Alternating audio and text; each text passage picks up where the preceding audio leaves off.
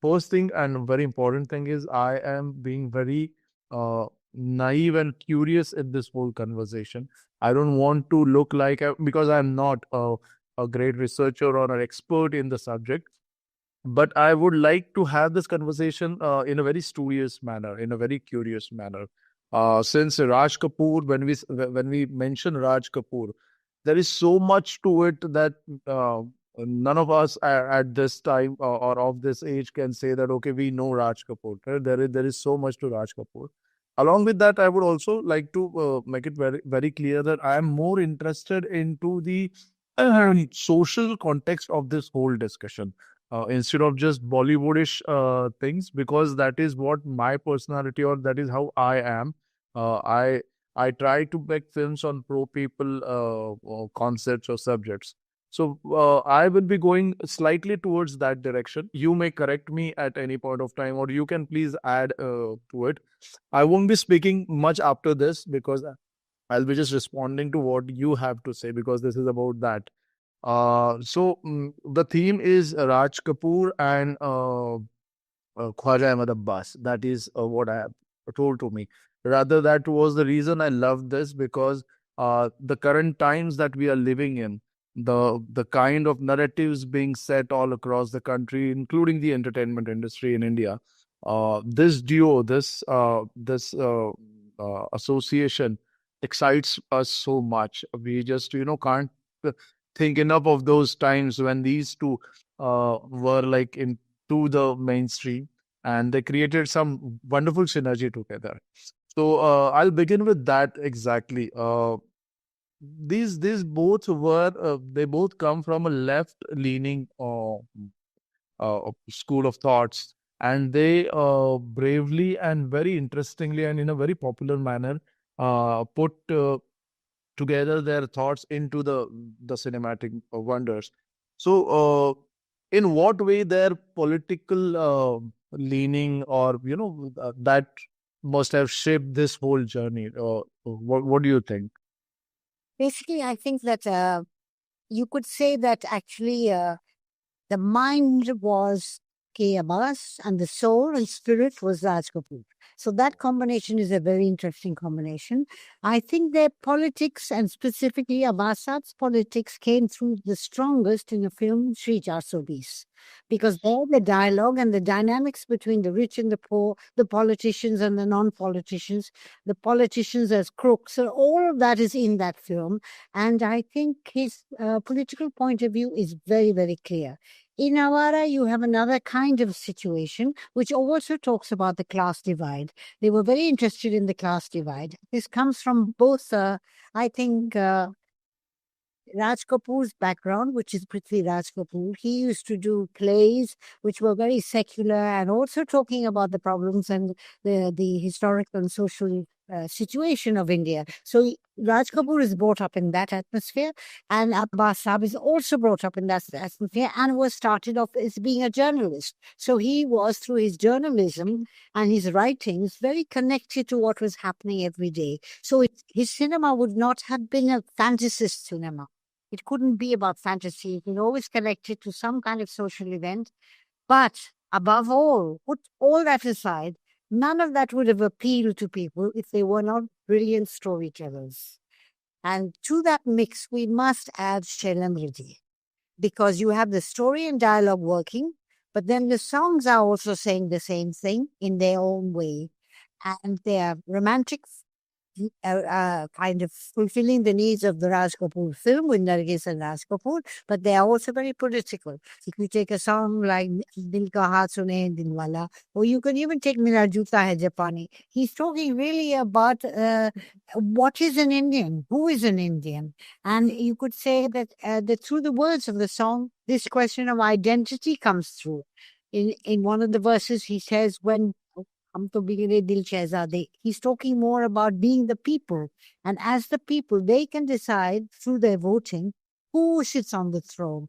And it is the whim of the people that decides. And the ruler doesn't decide. So it's a very kind of a Marxist thought. Shailendra was Marxist. Abbas Saab had those leanings. I'm not sure that Raj Kapoor was the Marxist, but his heart was with them. And in the end, that combination of mind and heart and incredible skill at writing all came together to form these amazing classics. Raj Kapoor used to quote Lenin in that way. He used to quote that, say, which was the Lenin's quote: "Cinema is the greatest weapon to mold a country and bring different countries into one fold." And he actually did that. He tried, and we can say he was really successful doing that. In current situations where communism or liberal ideology is sort of untouchable in the mainstream entertainment industry, uh, how would uh, how would you see this?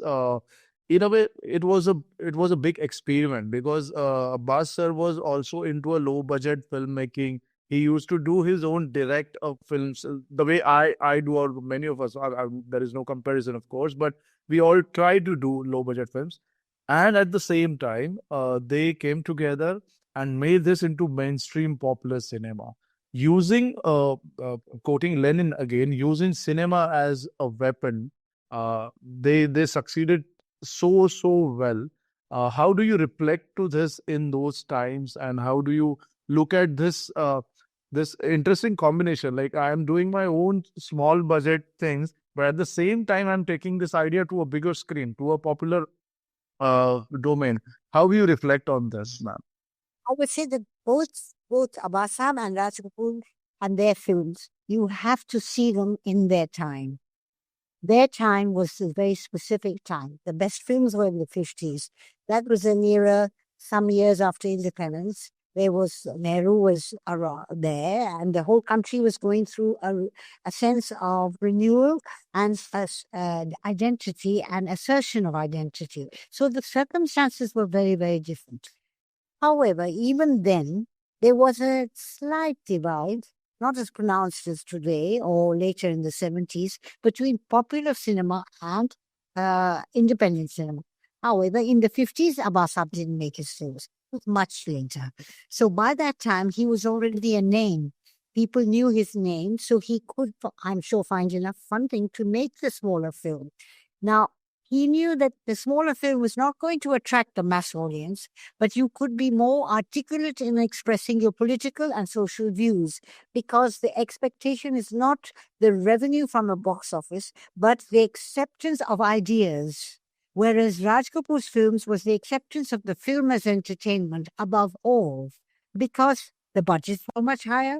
He was a star, so the expectations of a star is much greater. Nargis ji was also a star. So, and all those elements were there. That's what I think Abbas Saab did not have as much as our Raj Kapoor had, was a total understanding of how to use music in Indian film. And without music and lyrics and songs in Indian film, you do not touch audiences, really, not mass audiences.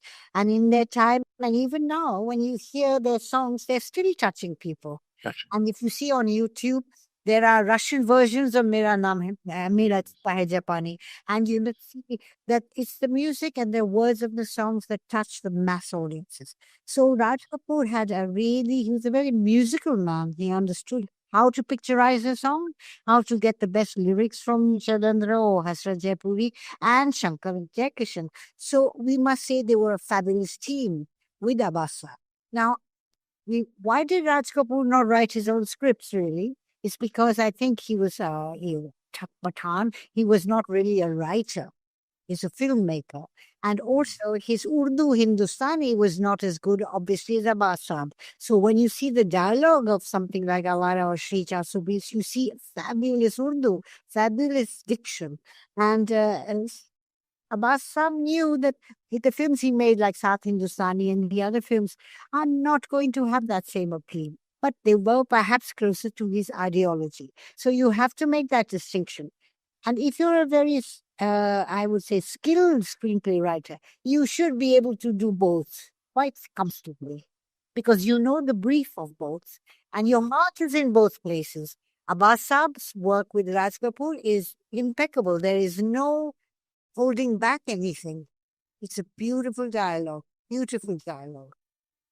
When we talk about music, ma'am, a song like Ramaya Vastavaya, it still hits in your mind for no reason. I mean, you're just walking on the street and you do think Ramaya Vastavaya. So, later there was a film made with this title in Bollywood. I'm not sure about that film, how it worked, but that kind of music, that kind of, symphonies in a way in Indian context, they both created together. When we look at Ramaya Vastavaya, they are actually underlining a very important divide in society. If you see the visuals of the song itself, but in a very positive or a very appealing way. You need not, what they must have taught us, that you need not be cynical about things when you are raising an issue, but you can also be very positive and still raise an issue. How do you look at this in current context? Because currently there are direct two divides. Either you be very cynical about the situation, or you just leave the reality behind and say nahi ye to aise hi chalta hai, films are only for entertainment. Let's focus on that. And also, I'll club it with this thing. Indian films are known for their music, and the big credit goes to these two because they actually laid the foundation to it. Shailendra Shankar Jaikishan rather than Abbas Saab Raj. Yeah, yeah, yes. But because there are still are European countries, Russian countries where Raj Kapoor songs are still played in the pubs and the bars and the live orchestra. So, how do you reflect to the use of music in that context? Use of important social issues in a positive manner instead of getting cynical. How do you think they both must have, molded it in that sense? What could have been the inspiration for that? 50s, there was no question of not using music. Yeah. In music in the 50s and into the 60s and even some of the 70s, I think it started changing with Salim Javed. Salim Javed's dialogue became so important that the songs had a less of a role. Sholay, of course, the songs are great, but it's not the songs that are quoted, it's the Yes, dialogues that are. sitting. The 50s was the time of songs. So Raj Kapoor followed what was happening in the country, what was happening in cinema. Now, the greatest strength, at least I feel the greatest strength and originality of Indian film is in the music. The music department, in my view, the lyricists and the composers and the singers are the glue to why we are still attached to the cinema. They are the glue and they are the most original. You can have the same story again and again, the same characters, the same format again and again, but you can't put the same songs again and again. So originality and creativity came a lot from the music. That was happening in the 50s. You take that situation today, and the popular cinema, they are not quite confident about the use of songs. In action, a song doesn't really have a place. Romance today, I can't imagine a song like Abhina Jao Chhodkar between Shah Rukh and Deepika. It just does fit with the times. So when you go with the times, you have to also say that the music is going to adapt to the times or vice versa. And today, the narrative that came from the song is not there. The love and romance that came from the song is not there. You see, most of the songs are situational, which means in the background they're playing to tell you something about the character's feelings, but they could be easily cut out. They are no longer scenes. If you take Raj Kapoor, Guru Dutt, Bimal Roy, Mehboob Khan, their songs were scenes, and a scene, taking away from Abasa, but from Shailendra or Hasrat Jaipuri, was telling you something else about A, the story, and B, the character and the emotions involved. But today, you can't apply it because songs don't do that. I don't know. Sanjay Leela Bhansali may be somebody who uses the song in the old traditional way, but the lyrics of the songs, I don't think he uses them the way Shailendra and Sahir used to use lyrics. They are very different lyrics. And their politics and their social viewpoint is coming through the songs. Now, you take a song, a romantic song like Mere Mehboob Tujhe, Meri Mohabbat Ki Kasam. Who can sing it today? Can you imagine any of these guys, Kartik Aryan, singing this? And how will it look? It'll look crazy. So you have to have a situation where it matches the times in which it is built. And that's why I think it was very important to separate time. Also, we must not always just put the blame on the filmmaker. It's not true. It's also the audience. What does the audience want? If you take the talent show, you see these young, extremely talented singers come on. What are they singing? They're singing the old songs. You ask them what programs they're watching. They are not watching the old programs. They are not watching black and white movies. So there is a split between their taste for music and their taste for cinema. And if you make something that is old style, people today are you sure they're going to watch? I'm not sure. Not sure. If you make it very political, I'm not sure they will care for it. Now today I believe Chava is very popular. Uh, that's the kind of thing that is working. It's that. Are are you personally happy with this situation?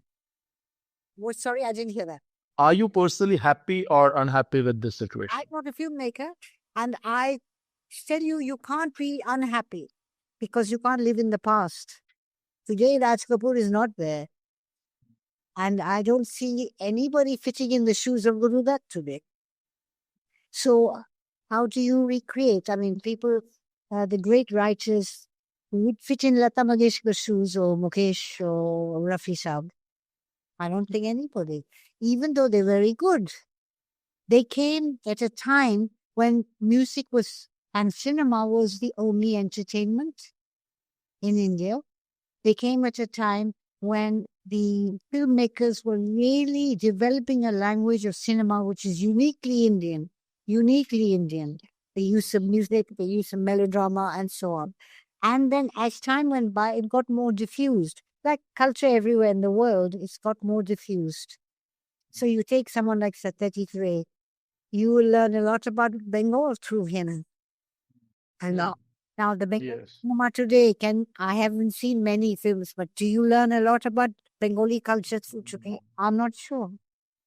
And it's become a kind of a composite global culture. You take a Hollywood movie today, could be shot anywhere in the world, and it's appealing to a world audience.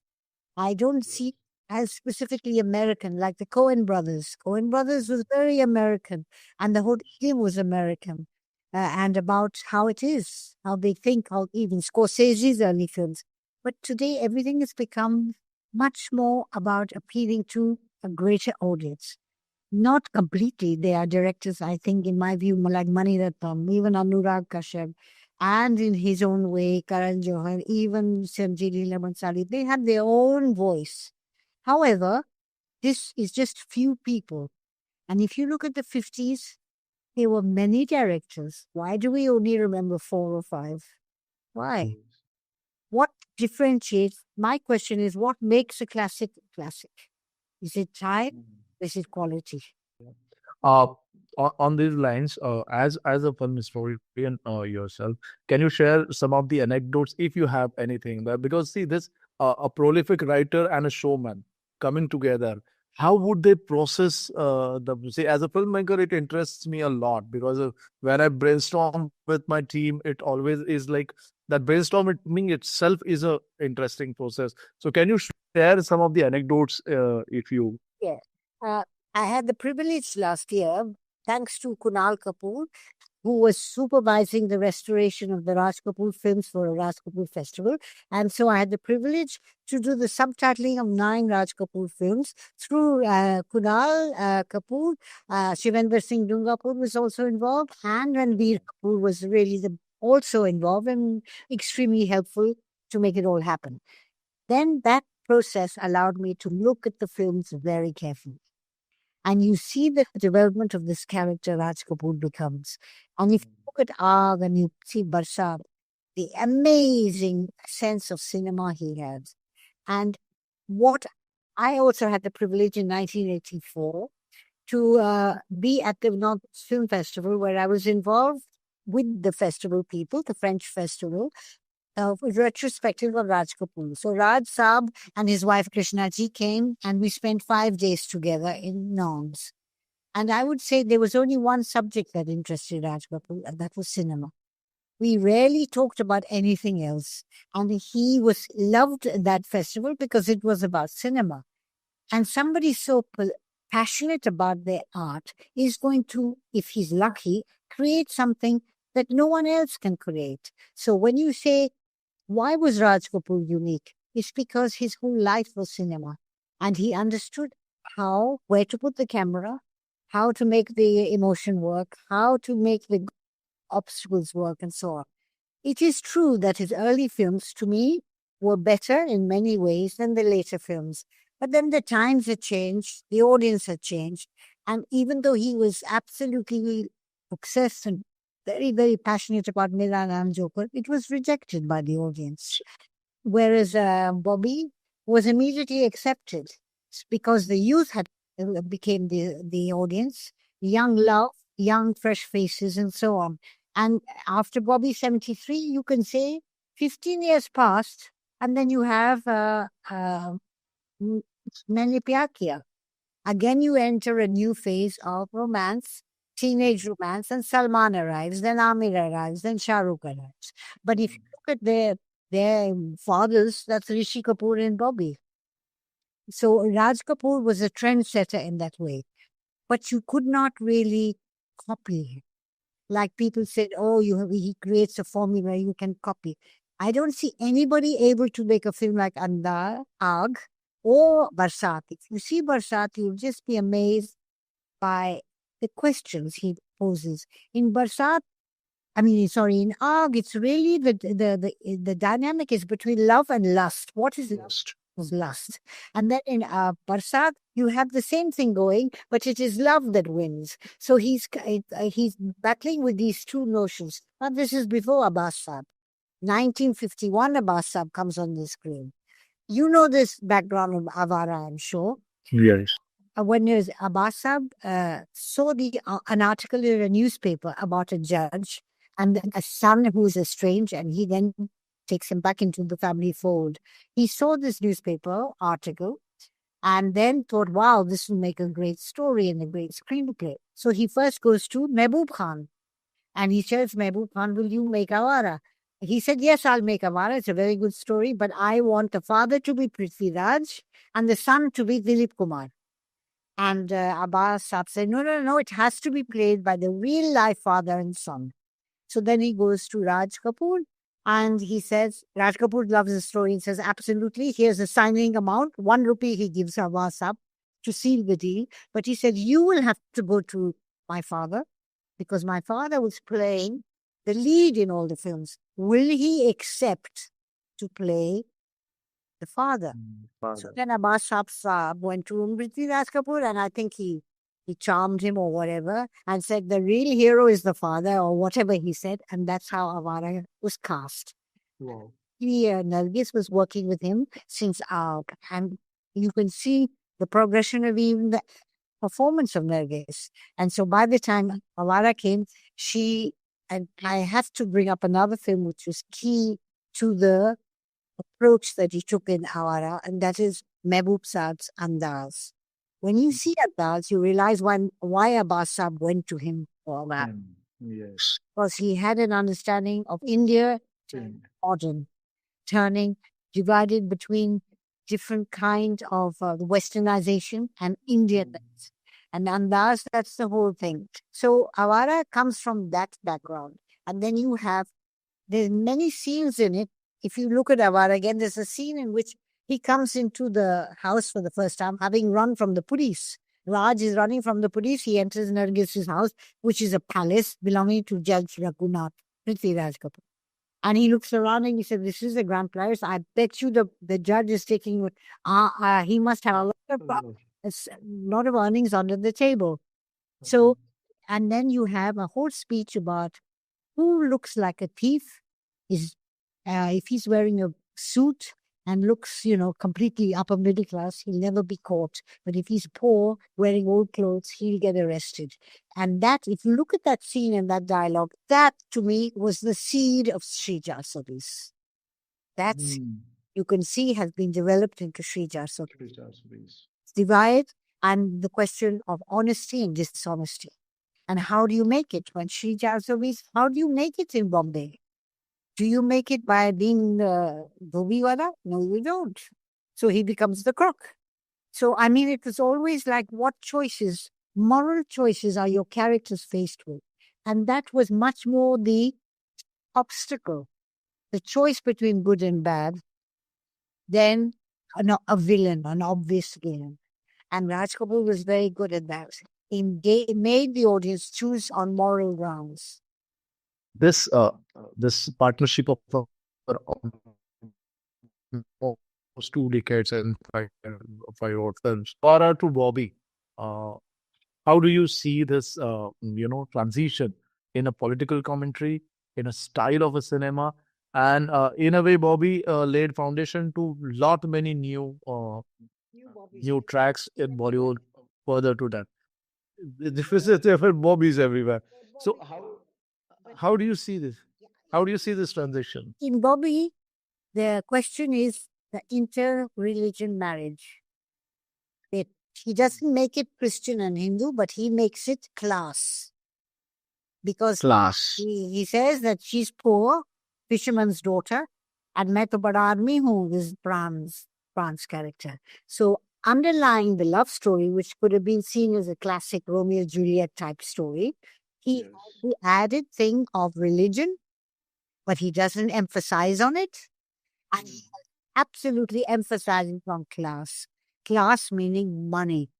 If there are even more than money was class, because the fisherman, Premnath, says, I have money too, but he'll never be accepted because his class is a way that is not westernized. He's not wearing fancy suits. He drinks rum. He doesn't have whiskey.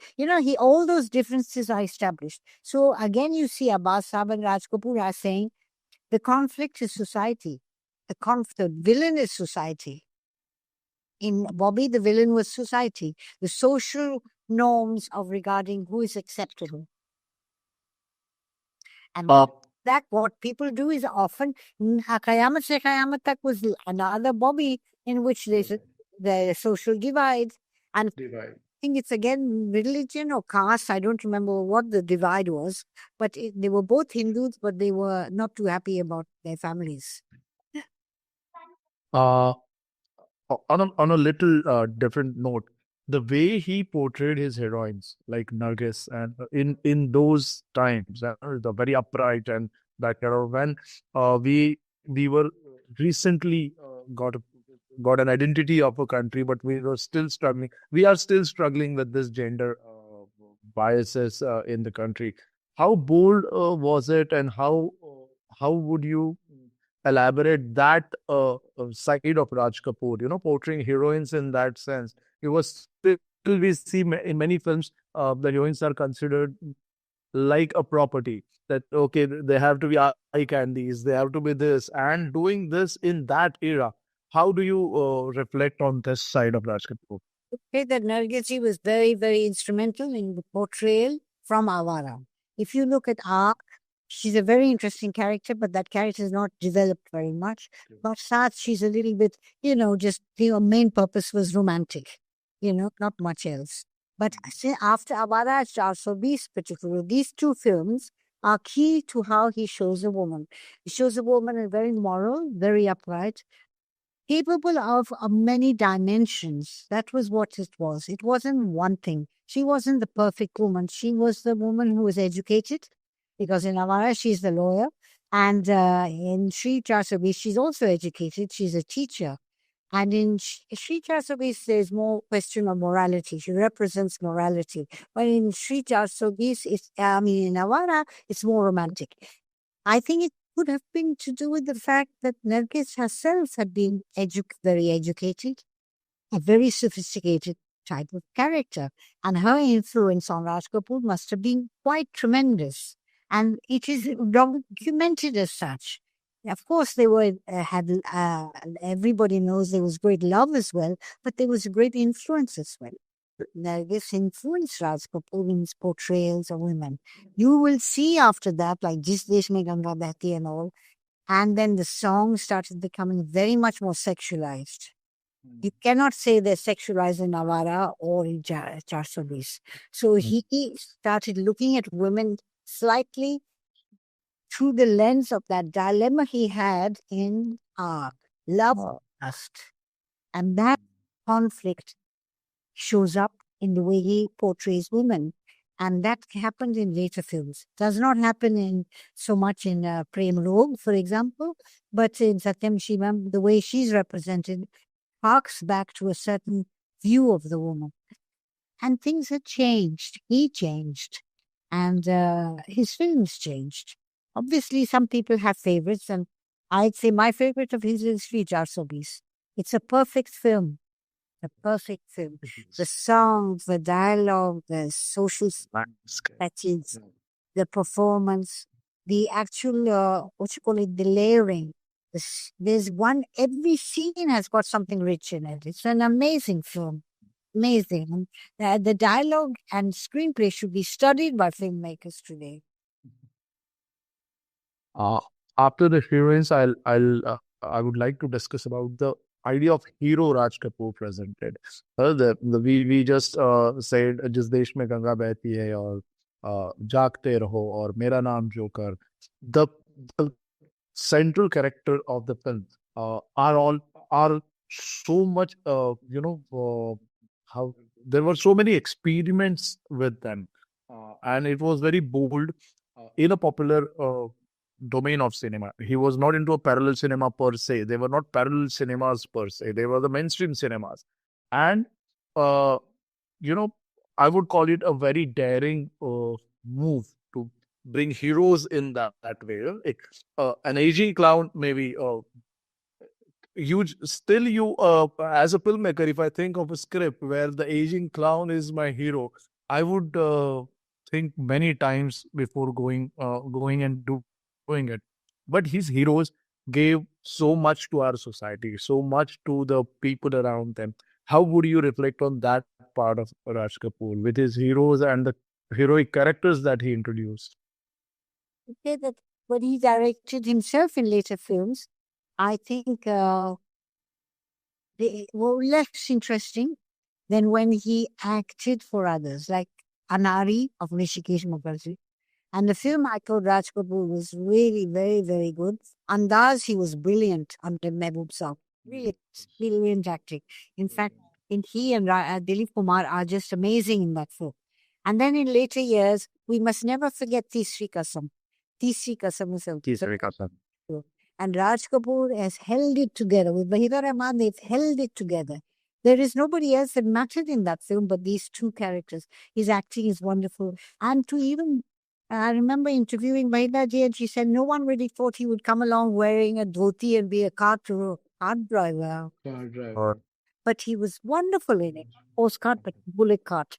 But he was wonderful in it. I think he really, if he liked the script and he liked the director, he was very good acting. But I will recommend anybody watching this to see his performance in Andaz with Dilip Kumar. It is world class performance. The scenes with the two together, just amazing, just amazing. And I think that he was a very fine actor, but it really depended on the director. So with Asu Bhattacharya or Rishikesh Mukherjee, he was very, very good. And Mehboob Khan, he was excellent. So sad that he act more with Mehboob Saab. Mehboob Saab often opted for Dilip Kumar. After discussing the broader part and going to the segments like heroes, heroines, now I'll come to the very important part of Raj Kapoor's film is the lyrics of his songs, the music. Where Dil Ka Haal Sune Dilwala says something in a different emotion, and Mera Juta Hai Japani says something in different emotions. We we cannot really say that India was at its peak. Then we were still struggling to find identity, and that one song still gives a sense of pride, or it is still remixed or used in different kind of ways. That Fir Bhi Dil Hai Hindustani. This one line has been there for decades, and this has ignited something in many of these generations. I'm sure my grandfather was also influenced by that song, and something that, okay, fine, we are not industrial enough, we are not progressed enough, but we have something to cherish, and that is our heart.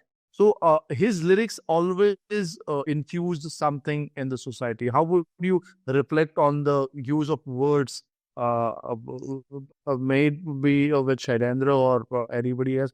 How do you look at Raj Kapoor's that side of as a storyteller? To be honest, we have to give full credit to the lyricist. He will follow a brief, but in the end, it is his words. And I will say that the relationship between Raj Kapoor, Shailendra, and Hasrat Jaipuri wrote the romantic songs. Romantic He songs. wrote every other song. And I think Shailendra obviously was known to be a Marxist. So he and Abbas Saab were on the same page. And what Shailendra knew very well, very, very well, was that when he would write a song, he would write in character of the song. He would use the kind of viewpoint that the dialogue expresses as well. So the song Kamin Dil Ka Hal, it is really about this character Raju in Shree Jasabis. He's a naive fellow, and he will make this song which is part comic and part telling you about society, and that who will actually be open to hearing the story of people who have nothing. It is only the kind hearted people. So there's a social message as well. And Shailendra did this always very, very well. Hasrat Saab did the romantic songs very well. But all of these people knew how to make a film song, because ultimately, this is not a poem that you read. It is words that will be made into images. So you are giving that responsibility to a filmmaker who should know what to do with them. So you cannot separate the authorship. The words, the tune, the singing, the direction, all of it is of one piece. You take a song like, I don't know, Awara Hu, you put that with somebody else, it's not going to be the same. If it wasn't Shankar Jaikishan, it would have not been the same. Without Mukesh, it would not have been the same. Without Lataji, so many songs would not have been the same. So I feel the most important thing in songs in Hindi film is that you cannot, any one person can claim authorship. They cannot. It's the singer, the words, the composition, and the picturization. There are 4 authors to every song. And Raj Kapoor knew this.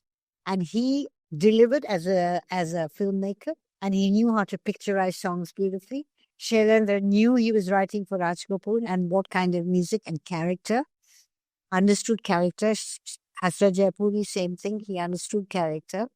And then you have the composers. Shankar Jaikishan, were amazing. Now, Lakshmikant Pyarelal, I did an interview with Lakshmiji once, and he said how Raj Kapoor loved the Rag Bhairavi. So he would write some songs in Bhairavi for him. And that is why Shankar Jaikishan often used Bhairavi. And Raj Kapoor he was a real musician in his heart. He could play the tabla, and he could play, I think, a violin or another instrument. So music was very much part of his personality. So I would say that the 50s have given Indian cinema the best music. And you can hear it today. People, as you said, they know Raj Kapoor, they know Guru Dutt, they know Bimal Roy, they know Mehboob Saab. You know, so these people knew that the key was the music, the key. You see so many films today, they are only remembered, Varun, because of their music. You can't sit through the film. I would not do anything. You cannot sit through the film. No. It's the song. It's just the song. And so Raj Kapoor knew this. And unfortunately, the song is no longer has the importance it had before. And it's not the fault only of the composer and the lyricist. It's not the fault, but it's partly, you can say, the audience doesn't really have the patience to sit through. And also the filmmaker doesn't insist on them sitting. You have Neela Bhansali who does that. Karan Johar does that. But these are one-offs. This is not the norm. Yes. You know? And I've seen this new trend. I've just had a couple of more questions. I won't take much of your time, and I know we have already exceeded your given time frame. Just couple of questions that interests me. Uh, One is very naive question, which I see these days. I have many filmmaker friends, lyricist friends. Uh, they always keep telling me that director comes to us like, okay, ये situation पे गाना दे दो. After shooting the entire film, and then they come like, okay, just give a song. And there's what's the purpose of the song? No, I just need a song. I need a song for the promotion of the film, not a part of uh the cinema. I need a song to promote the film through social media or through the dance stage that will be carried in the reels and that will make it a viral content. So this journey of music in Indian cinema being the most essential part of the cinema, or the whole body, The most original.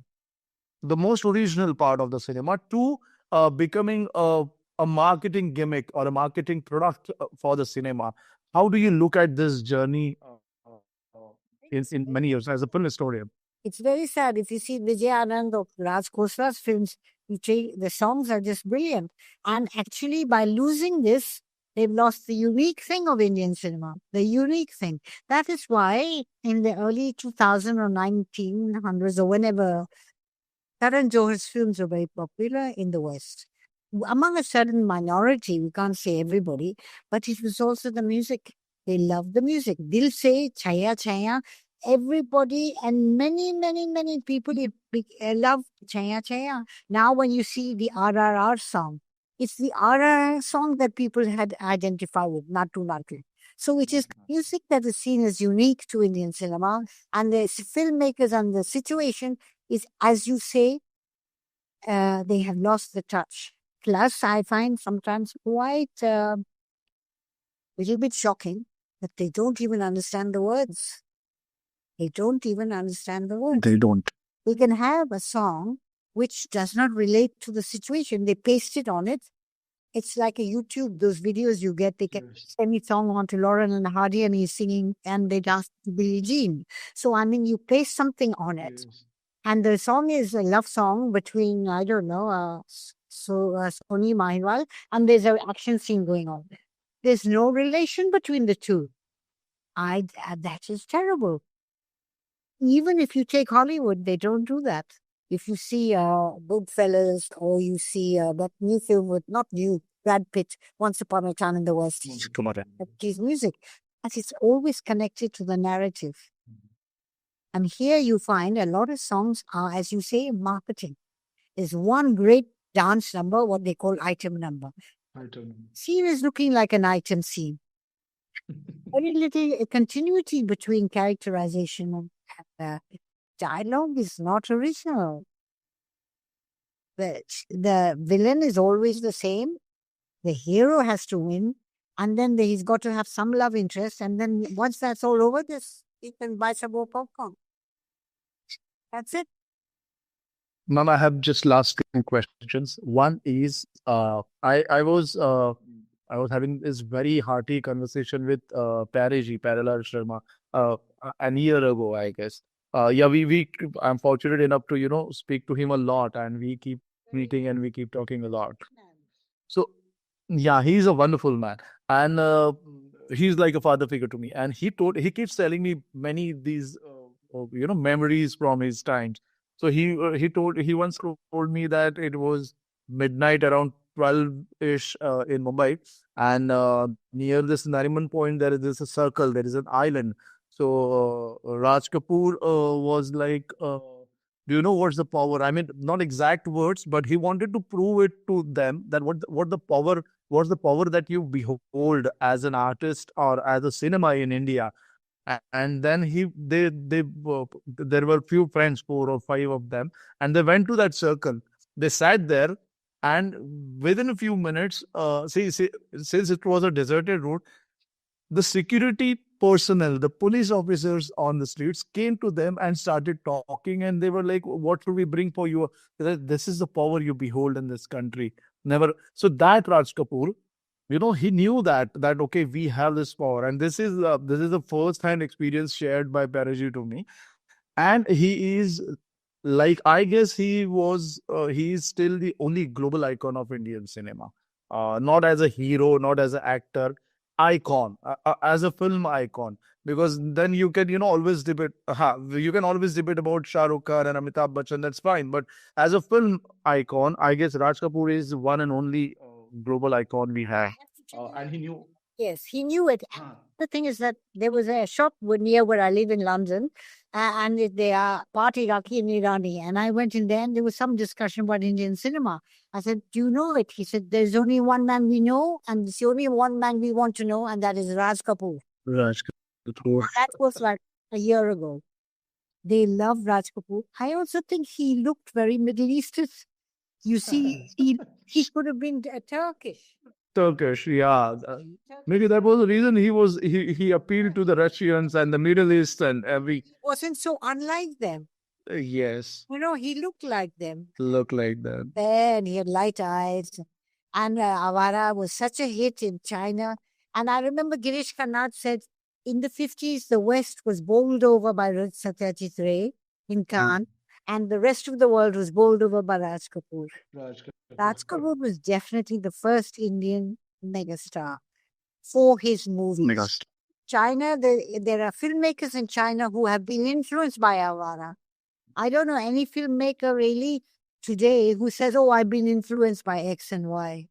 No, not from India. Yes. So he had a great power, but he was very Indian. Very. That is the last question I have. Yes, that is the last question I have.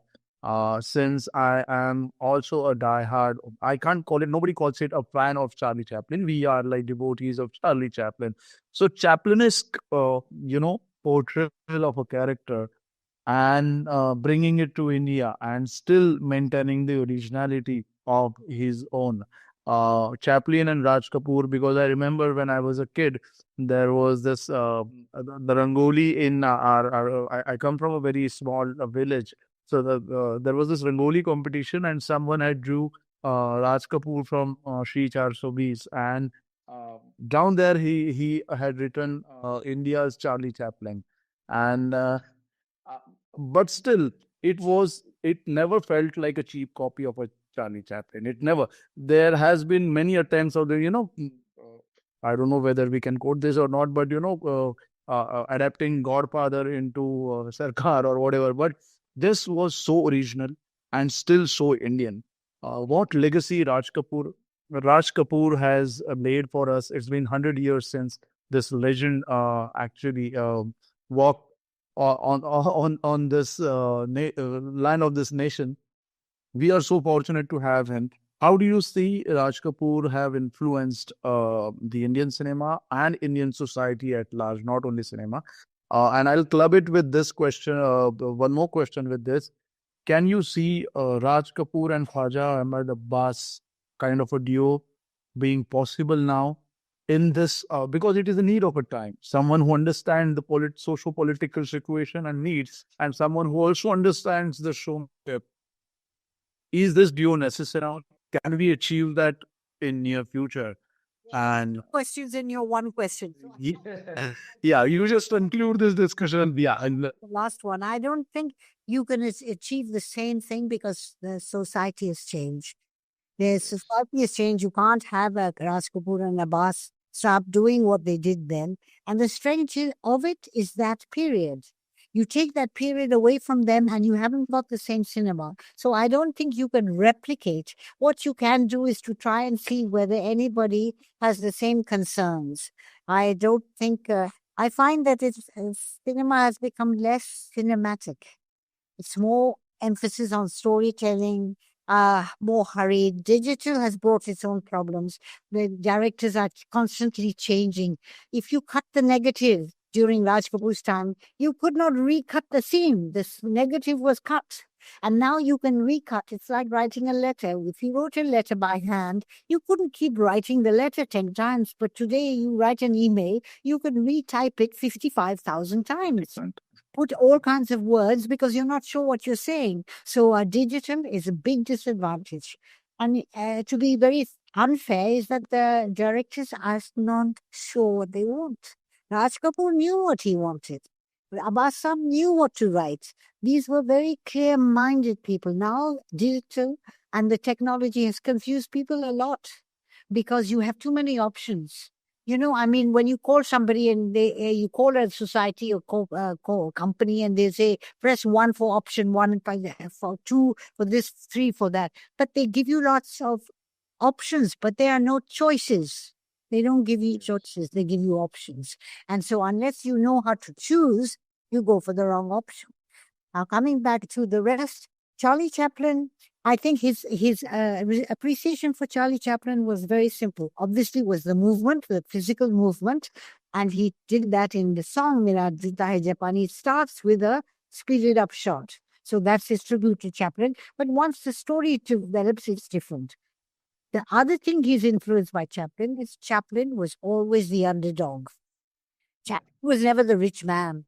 Chaplin was always the guy who becomes friends with the millionaire, and the millionaire wakes up in the morning sober and kicks Chaplin out. He was always on the side of the Such a dramatic. never the zamindar. I cannot imagine Yeah, Raj Kapoor being the zamindar. He was Zamindar. singing on the Sona Chand's roof and saying, "Oh, Sona Chand won't be able to sleep because we are making such a noise downstairs." You know what I mean? And he was on the side of the pavement dweller, like Chaplin. So that is where it's the walk, it's the dressing, but not overdoing because she charged the voice. He looks fantastically handsome in these fantastic suits. If you look Murmur Ke Na Deg, oh my God, he looks dashing in that. But what the difference is that Chaplin always made fun. He made fun of the rich, and he saw them as whimsical, and he saw them as basically cruel people and heartless people, only after money. And Chaplin's ethos of the kind-heartedness was in Raj Kapoor.